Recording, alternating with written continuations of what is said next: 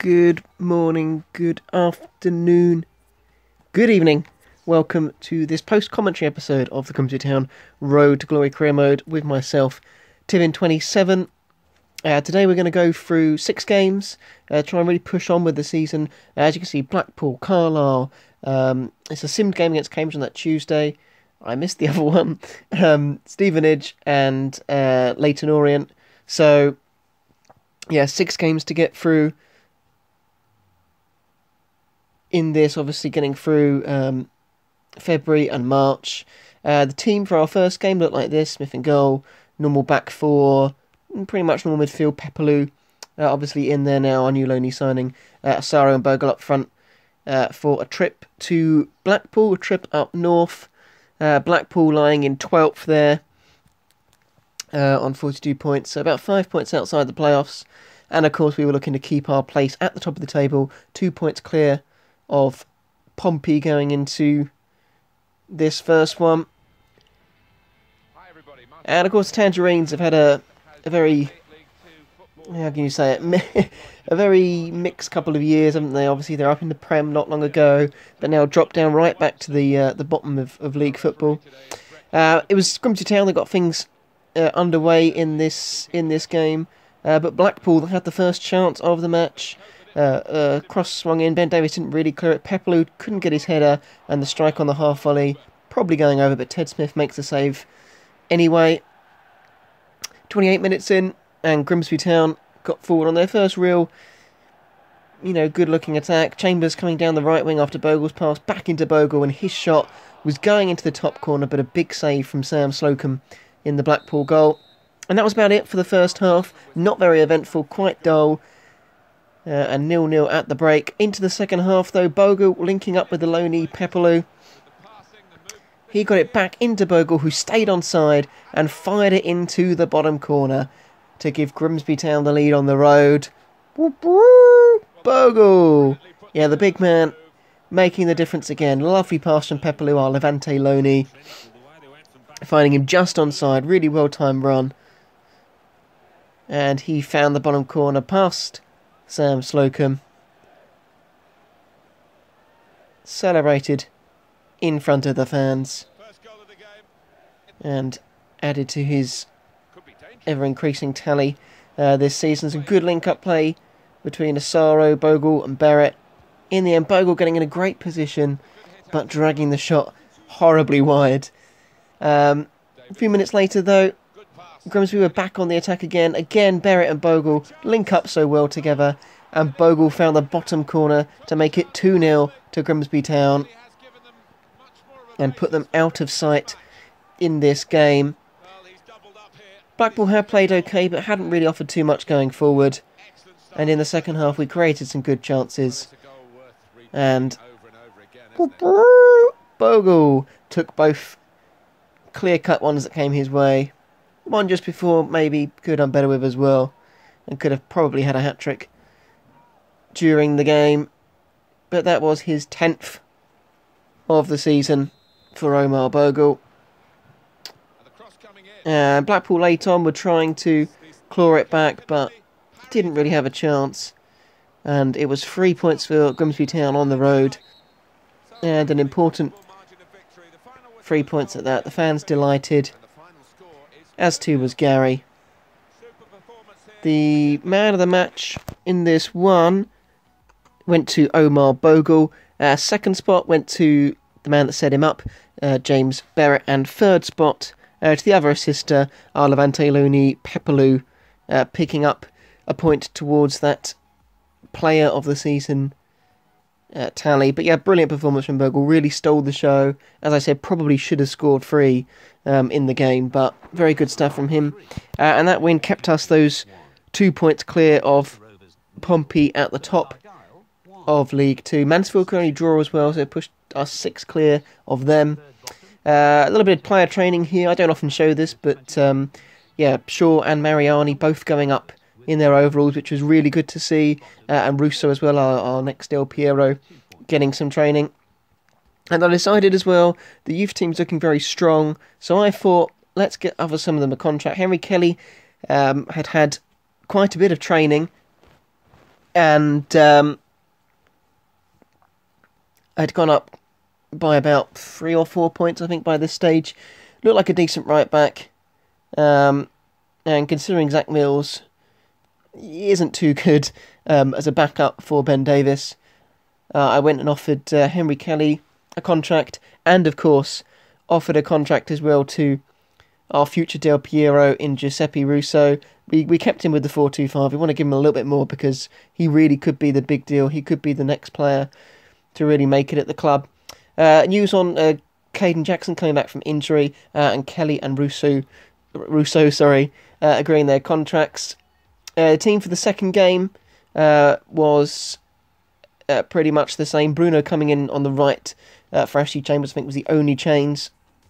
Carlisle in the second game, just on the edge of the playoffs, doing pretty well. So this was going to be a tough test away from home against playoff hopefuls. Obviously, a long trip up. Carlisle, right up there in the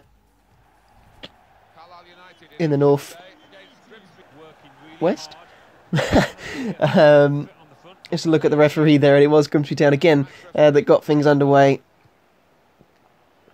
for this away game, playing in their red kit today. And 20 minutes in, Matt Cooler linked up with Omar Bogle. He tried to find it back there. It was blocked off, but it got back into him, and the German loanee finished coolly past the keeper to give the boys the lead. He's been a very good player down the left wing for us. He's assisted goals, but he always pops up with vital goals, and yet again he did the same in this game after just 20 minutes. As you can see, Bogle tried to get it back into him there, but it actually worked out for the better, able to find him in a much better position, and his low shot there, it perhaps should have been dealt with better by the Carlisle keeper, but we weren't complaining. Grimsby Town, yet again, 1-0 up on the road. That was his 6th goal of the season. Not a bad tally for a man on the left wing. Carlisle, though, being the good side they are, did try and respond, and nearly did there. The header by Galgarini. Straight at Ted Smith, though. A fairly comfortable save in the end. Bogle and Barrett were linking up just before half-time. And Bogle's shot, well saved by the keeper there. Before it was turned out for a corner, but Omar Bogle with some really good form at the moment. Just before the break, corner came in from Carlisle, well dealt with though by the Grimsby boys. Bogle tried to get away on the break, but unfortunately the referee blew for half-time. And the Grimsby travelling faithful, more than happy with what they'd seen in the first half, especially from that man, Mats Coulert, who had their side 1-0 up. Into the second half, Ben Davis, right back, bursting through, James Barrett getting the ball, and a superb save from the keeper down to his left. Some really nice play to work this opportunity, and the shot was going into the bottom corner, but the keeper did very well to push it away. But we were the dominant team, and we kept up the dominance, and on 59 minutes, some really lovely play. Asaro in the end finding it onto Barrett, and James Barrett finding the bottom corner at last. He'd nearly found it 10 minutes before, but the keeper saved well. This time, though, no chance for the man in between the sticks for Carlisle. Lovely finish. The way, this will show you a better angle of it, the way he just caresses that into the bottom corner. Really good footwork from Barrett, finding the angle and firing Grimsby into a 2-0 lead again on the road. That was his 5th of the season. Important goals. These players popping up with important goals. And we kept going. We kept looking for the third. Bogle there was very close to getting it. He had a very good game again, did Omar Bogle. Lovely bit of movement on the edge of the box, and that shot just whistling past the post, I should say. Carlisle, though, did find a goal back on 73 minutes. Good ball into the box by Miller, and it was their captain that was able to head home and bring them back into the game. They had been a threat, and despite in the main, good defending. This time the Grimsby Town defence was breached by Carlisle, who, when they came to our home ground, did have the best away record. The home form hasn't been as good, but Kennedy there giving Ted Smith no chance in the Grimsby goal, and giving Carlisle a ray of hope in this one. Jason Kennedy, was his 5th goal of the season as well. Here we were sending through Joel Asaro to seal the game. Unselfishly back to Barrett, but a massive save from the keeper. Had a really good game for Carlisle. I could have put a lot more highlights in, showing just how good he was. But yeah, looked like a certain goal. James Barrett, superb save from the keeper to deny him. The corner came in, was headed clear. Stefano Bruno couldn't get onto it, but we had a man down holding his shoulder. It was the captain, Ben Davis, and play was stopped, and poor Ben Davis had to go off injured. We didn't have a spare right back on the bench, actually, so we had to bring Danny Andrew on in his place to play out of position for the last 2 minutes, but a nasty looking injury to Ben Davis. Went up for the header, but landed very awkwardly indeed after that challenge of Adams, and had to make way immediately. Carlisle in the last minute trying to get forward in one last attack, but they didn't have time, and it was a deserved win for the Grimsby boys, I have to admit. Despite how well Carlisle did play, we were much the better side overall, and a valuable 3 points on the road against these playoff hopefuls. The boys were more than happy with that. Man of the match in this one went to James Barrett. Played very well. Could have had 2 or 3 goals had it not been for their keeper. Bogle also had a very good game, so he got second. And Mats Cooler also picked up a point, opened the scoring, did very well, and yeah, got a point towards player of the season. In the league, that meant that it was still Grimsby Town 2 points clear at the top of Pompey, who also won their game. But again, Mansfield slipped up, they lost, and Exeter moved into 3rd spot. So it looks as though it's becoming a 2-horse race at this point. And we have the awful news that Ben Davies had broken his ankle, despite the fact he was holding his shoulder, which made no sense. But 3 months Ben Davies to be out for, which is absolutely gutting. The third game in this episode would be a simmed game against Cambridge on Tuesday night.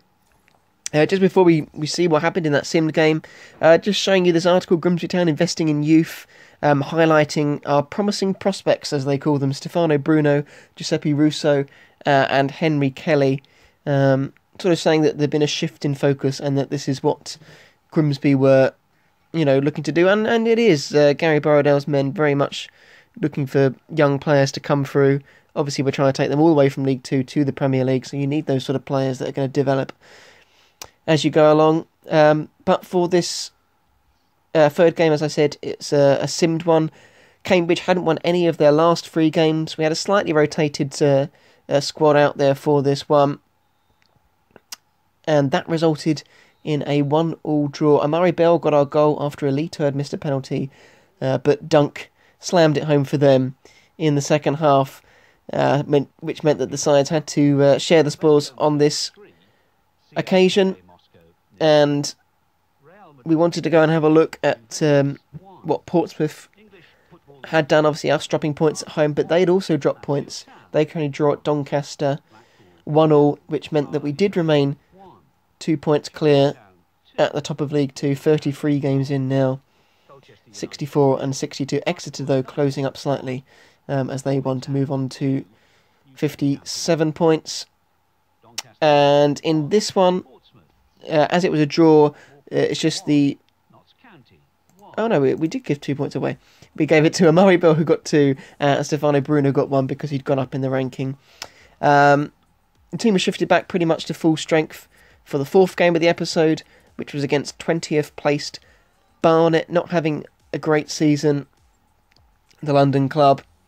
And we travelled to face them in, as usual, wet conditions on the road, as it seems to have been throughout most of the season.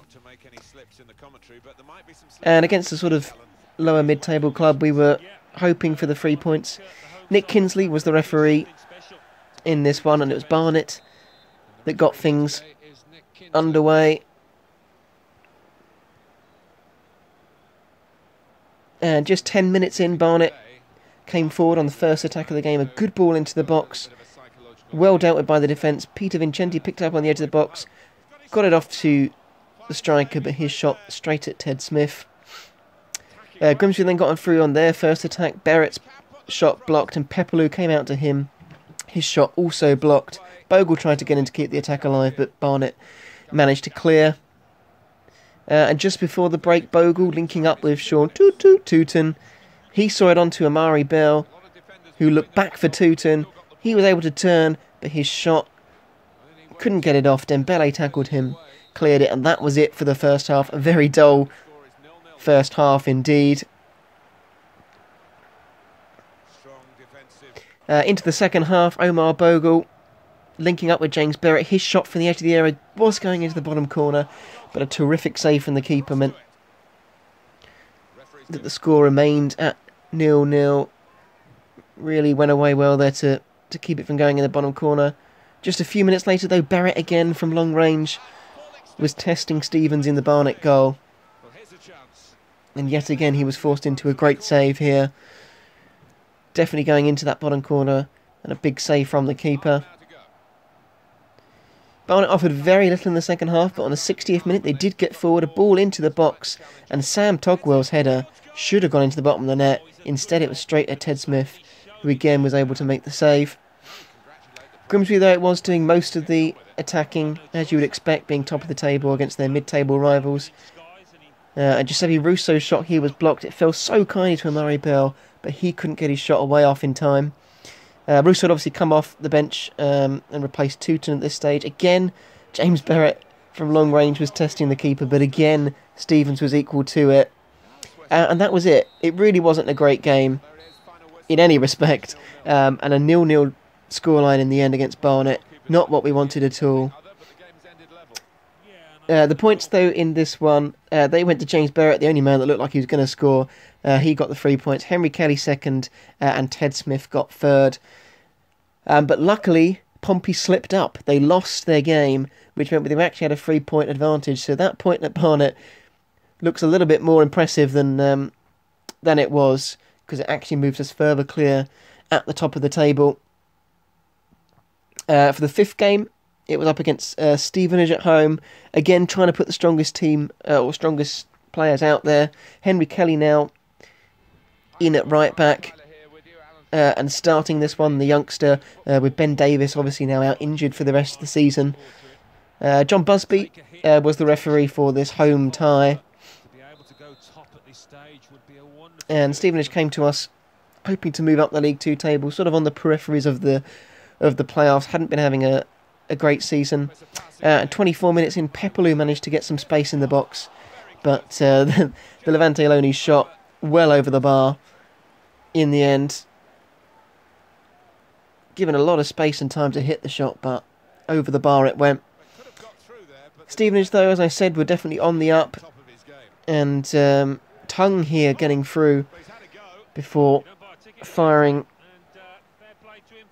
wide of the target. We didn't get to see the replay, which is a shame because it was very close. I'm going to show you just going past that post, and again Tongue at the back post finding space, and his volley was well tipped over by Ted Smith in the Grimsby goal. Really good connection from the midfielder, but the former Southend man doing well. Just on the stroke of half time, though, so a brilliant bit of play. Bruno set through, Joel Asaro, and the Sunderland loanee did what he does best in those one-on-one situations and found the bottom corner to give Grimsby the lead on the stroke of half-time. Ooh la la la, let's go scoring. Ooh la la la, Joel Asaro. Yes, a lovely finish from our main man in front of goal, our top scorer for the season, Gary Burradale. Absolutely delighted with that one. It had been a fairly equal game, but Joel's 9th of the season, enough to give us the lead and the referee blew for half-time straight away. No chance for Stevenage to get forward before that whistle went. And the Grimsby fans were delighted with what they'd seen going into the second half. And James Barrett here putting through Bogle, who just took an extra touch. Sorry, putting through Asaro, just took an extra touch and allowed the Stevenage player to get back. And the shot was straight to the keeper. Coming forward here, though, Joey McAnuff, former Crystal Palace man, managing to get an equaliser for Stevenage. They had been playing some decent stuff. And the shot here from the edge of the area, I didn't think it was going to cause any problems, but Ted Smith just didn't move for it. And that was his 10th of the season to draw Stevenage level. But just a few minutes later, Bogle got some space in the box. A very kind deflection, fell at the feet of Joel Asaro. And yet again, the Loney did the business in front of the net. A real poacher's goal here. I won't sing the song again and break anybody's eardrums, but you know, if you want to sing it, feel free singing it. But his 10th of the season, enough to get us back in front in this one after Stevenage had pegged us back. But they kept coming at us, and with 10 minutes to go here, another chance, a lot of space, but a really crucial block there from Dan Jones to stop that shot on Ted Smith's goals. But we came forward again. Joel Asaro finding Craig Disley. Disley seeing it onto Barrett, and Barrett hitting the post unbelievably. A man normally so reliable from that sort of range just couldn't get it into the bottom corner. But fortunately, Stevenage didn't have anything more to offer, and it was another win for Grimsby Town at home. Max Cooler very pleased with the result. The man of the match in this one, of course, went to Joel Asaro for getting the 2 goals. Stefano Bruno had a really good game, the youngster, so he got second. And James Barrett claimed third, despite not getting on the score sheet as he probably should have in this one.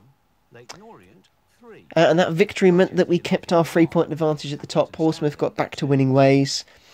And as you can see, starting to pull clear a bit, 10 points clear. Now a 4th place Wickham. Mansfield completely falling away. Real poor run of results for them. As we go into the 6th and final game, which was against Leyton Orient. Another team sort of sitting on the edge of the playoffs peripheries. 46 points, though, 10 points off. So perhaps can be a bridge too far for them to make it up in there.